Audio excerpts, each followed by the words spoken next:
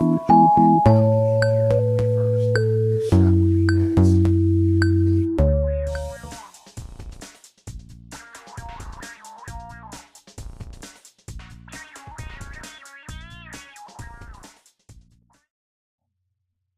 favorite part about UMSL's student life is the Millennium Student Center.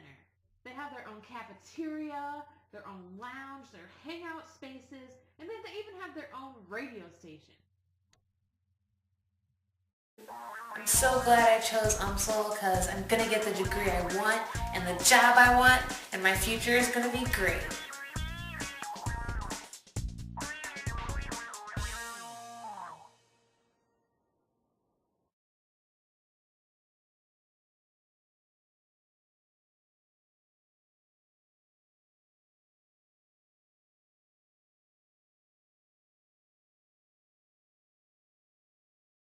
Imagine you and some other people are sitting around at dinner talking about a movie you had just seen. You don't know these people all that well, so you've just been listening to the conversation.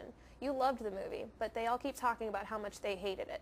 You can't understand why, but don't want to express your views in front of all of them. Later, you start talking to one of the other people at dinner and learn that they too liked the movie.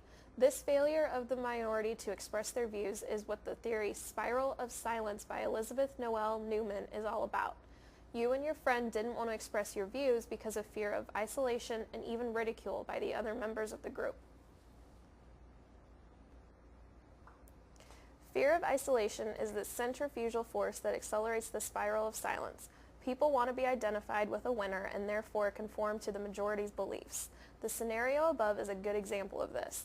The last thing that people want is to be isolated from a group. Naturally, history has proven that there are exceptions to this, as some people bask in the attention of being different.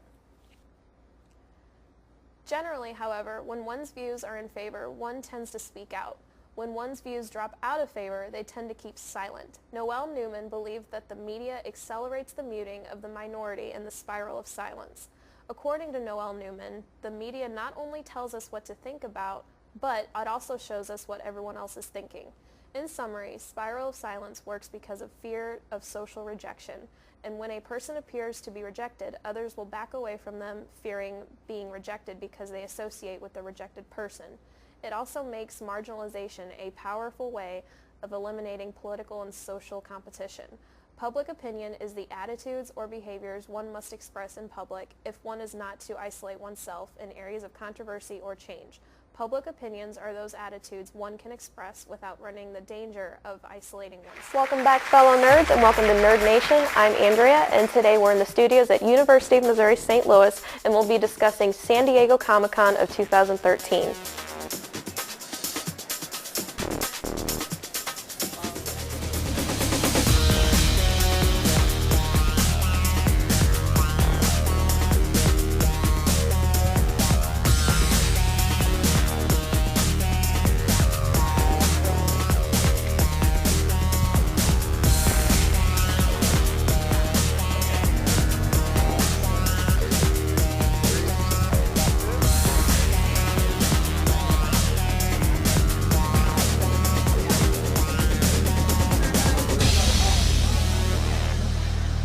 Everybody, on my latest trip to Comic-Con, I actually got lucky enough to snag some pretty awesome footage and an interview with my friend Tim, who is an avid Comic-Con goer. How you doing, Tim? Great. How are you doing? Pretty good. So, what is your favorite part about Comic-Con?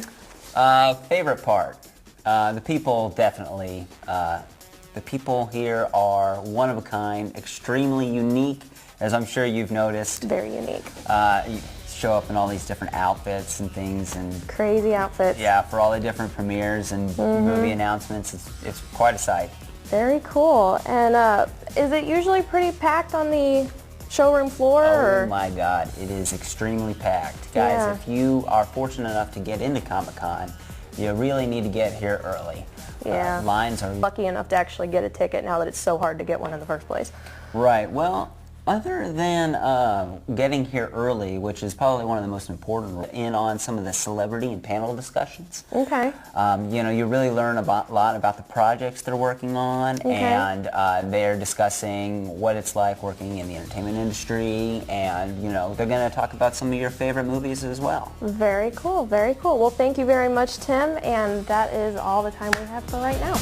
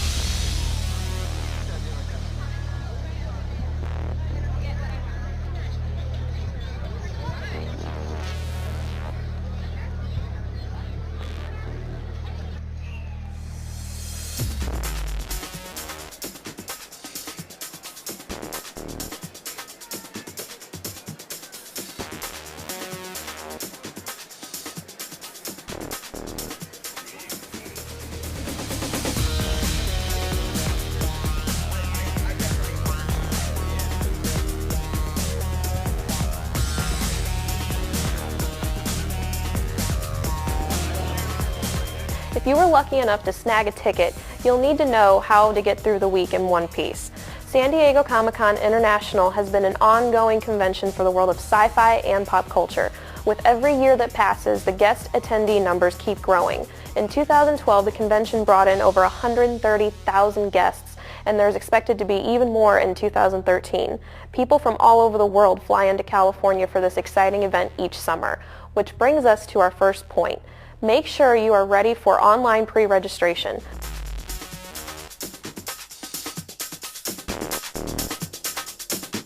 For 2013, tickets sold out during pre-registration in less than 2 hours. Next step is to make sure your flight and your hotel are booked at least 6 months in advance before the convention.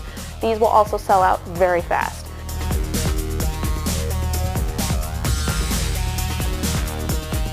When you finally get to that week, usually in July, make sure you start to stand in the badge retrieval line at least 2 hours before the convention doors open on preview night. Once you have your badge, you wait in line for the convention floor to open.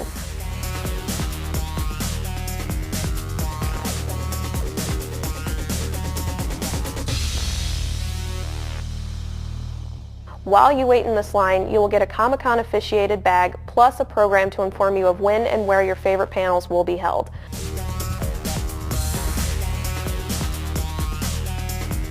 That's all the time we have for today. We wish you the best of luck in obtaining a ticket to San Diego Comic-Con, and thank you for